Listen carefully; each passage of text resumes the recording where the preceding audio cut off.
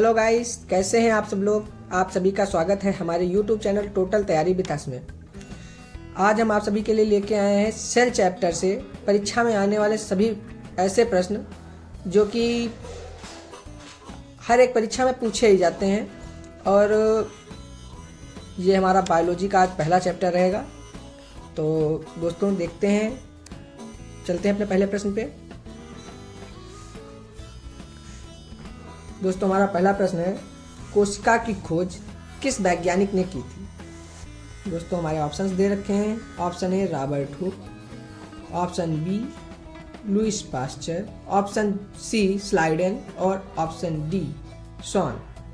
दोस्तों हमारे ऑप्शंस दे रखे हैं, इसमें से हमारा जो सही ऑप्शन होगा कौन सा होगा आप सभी लोग बता सकते हैं।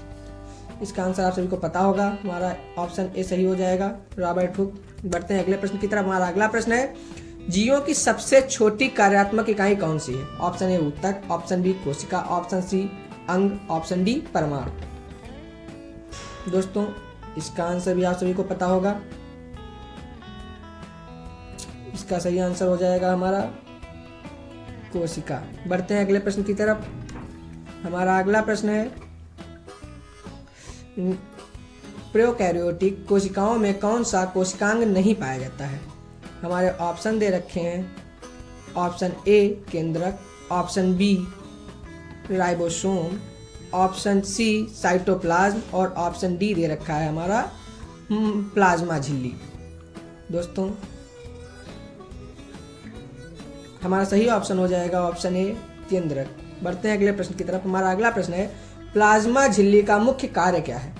ऑप्शन दे रखे हैं। ऑप्शन ए ऊर्जा उत्पादन, ऑप्शन बी पदार्थ का चयनात्मक आदान प्रदान, ऑप्शन सी आनुवांशिकी सामग्री को संग्रहित करना और ऑप्शन डी प्रोटीन संश्लेषण। दोस्तों इसका जो हमारा सही ऑप्शन हो जाएगा ऑप्शन बी हो जाएगा, पदार्थ का चयनात्मक आदान प्रदान। बढ़ते हैं अगले प्रश्न की तरफ। हमारा अगला प्रश्न है, कोशिका सिद्धांत किसने प्रतिपादित किया था। ऑप्शन ए स्लाइडेन और Schwann, option B Robert Hooke, option C Virchow और ऑप्शन डी चार्ल्स डार्विन। दोस्तों इसका आंसर भी आप सभी को पता होगा, हमारा ऑप्शन ए हो जाएगा स्लाइडेन और शॉन।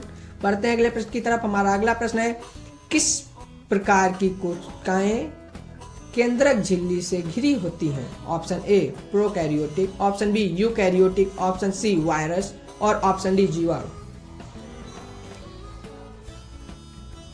इसका भी आंसर आप सभी को पता होगा, हमारा ऑप्शन बी सही हो जाएगा, यूकैरियोटिक। बढ़ते हैं अगले प्रश्न की तरफ।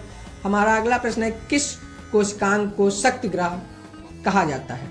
Option A mitochondria, option B lysosome, option C Golgi निकाय और ऑप्शन डी केंद्रक।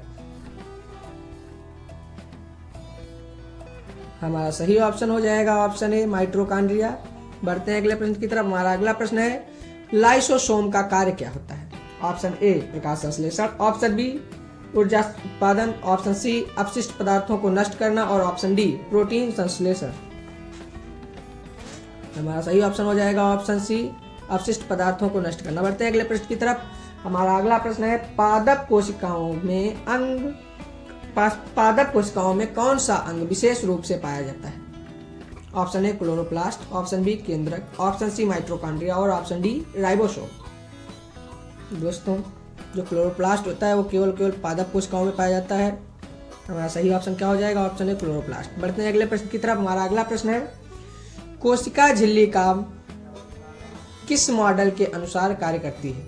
ऑप्शन ए द्रव मोजक मॉडल, ऑप्शन बी लॉक और की मॉडल और ऑप्शन सी हो जाएगा हमारा double helix model, option D हो जाएगा पंप मॉडल। तो हमारा सही ऑप्शन हो जाएगा ऑप्शन ए द्रव मोजिक मॉडल।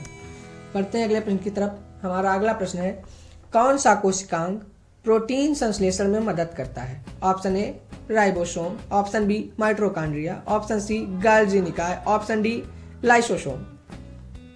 दोस्तों हमारा जो सही ऑप्शन हो जाएगा ऑप्शन ए हो जाएगा राइबोसोम। बढ़ते हैं अगले प्रश्न की तरफ। हमारा अगला प्रश्न है, डीएनए किस में पाया जाता है। ऑप्शन ए केंद्रक, option B cytoplasm, option C कोशिका झिल्ली और ऑप्शन डी माइटोकॉन्ड्रिया। हमारा सही ऑप्शन हो जाएगा ऑप्शन ए केंद्रक। बढ़ते हैं अगले प्रश्न की तरफ। हमारा अगला प्रश्न है कोशिका विभाजन के लिए उत्तरदायी कौन सा अंग है? Option A centriole, option B mitochondria, option C lysosome, option D Golgi निकाय। हमारा सही ऑप्शन हो जाएगा ऑप्शन ए सेंट्रियोल। बढ़ते हैं अगले प्रश्न की तरफ। हमारा अगला प्रश्न है पादप कोशिकाओं में भोजन का भंडारण किस रूप में होता है? Option A glycogen, option B starch, option C protein और ऑप्शन डी वसा। दोस्तों हमारा सही ऑप्शन हो जाएगा ऑप्शन बी स्टार्च। बढ़ते हैं अगले प्रश्न की तरफ। हमारा अगला प्रश्न है केंद्रक किससे बना होता है? हमारे ऑप्शंस दे रखे हैं ऑप्शन ए डीएनए और प्रोटीन, ऑप्शन बी दे रखा है आरएनए और लिपिड, ऑप्शन सी दे रखा है माइटोकॉन्ड्रिया, ऑप्शन डी दे रखा है क्लोरोफिल। दोस्तों हमारा सही ऑप्शन हो जाएगा ऑप्शन ए डीएनए और प्रोटीन। बढ़ते हैं अगले प्रश्न की तरफ। हमारा अगला प्रश्न है कोशिका के अंदर द्रव पदार्थ को क्या कहते हैं? Option A cytoplasm, option B plasma, option C chlorophyll, option D RNA. दोस्तों हमारा सही ऑप्शन जो हो जाएगा ऑप्शन ए हो जाएगा साइटोप्लाज्म। बढ़ते हैं अगले प्रश्न की तरफ। हमारा अगला प्रश्न है कोशिका भित्ति किस प्रकार की कोशिकाओं में पाई जाती है? ऑप्शन ए पश कोशिका, ऑप्शन बी पादप कोशिका, option C virus, option D protozoa. इसका आंसर आप सभी लोग बताएंगे हमें कमेंट में। हमारा सही ऑप्शन हो जाएगा पादप कोशिका। बढ़ते हैं अगले प्रश्न की तरफ। हमारा अगला प्रश्न है कोशिका झिल्ली का निर्माण मुख्यतः किनसे होता है?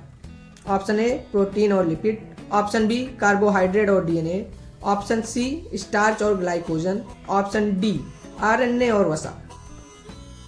हमारा सही आंसर हो जाएगा ऑप्शन ए प्रोटीन और लिपिड। बढ़ते हैं अगले प्रश्न की तरफ। हमारा अगला प्रश्न है कोशिका के अंदर ऊर्जा उत्पादन कौन करता है? Option A mitochondria, option B Golgi निकाय, option C ribosome, option D केंद्रक। तो ऊर्जा उत्पादन का कार्य किसका रहता है? माइटोकॉन्ड्रिया का, इसलिए हमारा ऑप्शन ए करेक्ट हो जाएगा। बढ़ते हैं अगले प्रश्न की तरफ। हमारा अगला प्रश्न है कोशिका के अंदर जल, लवण और अपशिष्ट पदार्थों को संग्रहित करने वाला भाग कौन सा है? ऑप्शन ए दे रखे हैं। ऑप्शन ए है वैक्यूल, ऑप्शन बी केंद्रक, option C cytoplasm, option D Golgi निकाय। तो हमारा सही आंसर हो जाएगा ऑप्शन ए वैक्यूल। बढ़ते हैं अगले प्रश्न की तरफ। हमारा अगला प्रश्न है कौन सा कोशिकांग एंजाइम उत्पन्न करता है? Option A ribosome, option B lysosome, option C Golgi निकाय, ऑप्शन डी क्लोरोप्लास्ट। तो दोस्तों हमारा सही ऑप्शन हो जाएगा लाइसोसोम, ऑप्शन बी। बढ़ते हैं अगले प्रश्न की तरफ। हमारा अगला प्रश्न है पशु कोशिकाओं में कौन सा कोशिकांग अनुपस्थित होता है? ऑप्शन ए कोशिका भित्ति, option B mitochondria, option C ribosome, option D केंद्रक। दोस्तों पशुओं में कोशिका भित्ति नहीं पाई जाती है। बढ़ते हैं अगले प्रश्न की तरफ। हमारा अगला प्रश्न है गाल्जी निकाय का मुख्य कार्य क्या है? ऑप्शन ए प्रोटीन संश्लेषण, ऑप्शन बी पदार्थों का परिवहन, ऑप्शन सी ऊर्जा उत्पादन, ऑप्शन डी कोशिका विभाजन। दोस्तों गाल्जी निकाय का जो मुख्य कार्य होता है वो होता है पदार्थों का परिवहन, ऑप्शन बी सही हो जाएगा। बढ़ते हैं अगले प्रश्न की तरफ। हमारा अगला प्रश्न है किस कोशिकांग को कोशिका का डाइजेस्टिव सिस्टम कहा जाता है? Option A lysosome, option B mitochondria, option C ribosome, option D Golgi निकाय। दोस्तों हमारा सही आंसर क्या होगा आप सभी लोग कमेंट में बताएं। हमारा सही ऑप्शन हो जाएगा ऑप्शन ए लाइसोसोम। बढ़ते हैं अगले प्रश्न की तरफ। हमारा अगला प्रश्न है प्रकाश संश्लेषण किस में होता है? हमारे ऑप्शंस दे रखे हैं। Option A chloroplast, option B mitochondria, option C Golgi निकाय और ऑप्शन डी लाइसोसोम। दोस्तों हमारा जो सही ऑप्शन है ऑप्शन ए हो जाएगा क्लोरोप्लास्ट। बढ़ते हैं अगले प्रश्न की तरफ। हमारा अगला प्रश्न है डीएनए की खोज किसने की थी? ऑप्शन ए वाटसन और Crick, option B Schleiden, option C Robert Hooke, option D Schwann. तो हमारा सही ऑप्शन जो होगा वो हो जाएगा ऑप्शन ए वाटसन और क्रिक। बढ़ते हैं अगले प्रश्न की तरफ। हमारा अगला प्रश्न है कोशिका में आरएनए किस कार्य के लिए उत्तरदायी होता है? ऑप्शन ए प्रोटीन संश्लेषण, ऑप्शन बी ऊर्जा उत्पादन, ऑप्शन सी कोशिका विभाजन, ऑप्शन डी अपशिष्ट निस्तारण। दोस्तों हमारा जो सही ऑप्शन हो जाएगा वो हो जाएगा ऑप्शन ए प्रोटीन संश्लेषण। बढ़ते हैं अगले प्रश्न की तरफ। हमारा अगला प्रश्न है कोशिका विभाजन के कितने प्रकार होते हैं? Option A 2, option B 3, option C 4, option D 5। हमारा सही ऑप्शन हो जाएगा ऑप्शन ए 2। तो दोस्तों इसी के साथ आज के हमारे 30 प्रश्न समाप्त होते हुए मिलते हैं अगली क्लास में। तब तक के लिए अगर आपको हमारे वीडियो अच्छा लगा हो तो इसको लाइक करें और ऐसे ही वीडियो देखने के लिए हमारे चैनल को सब्सक्राइब करें। मिलते हैं अगले वीडियो में किसी दूसरे टॉपिक के साथ।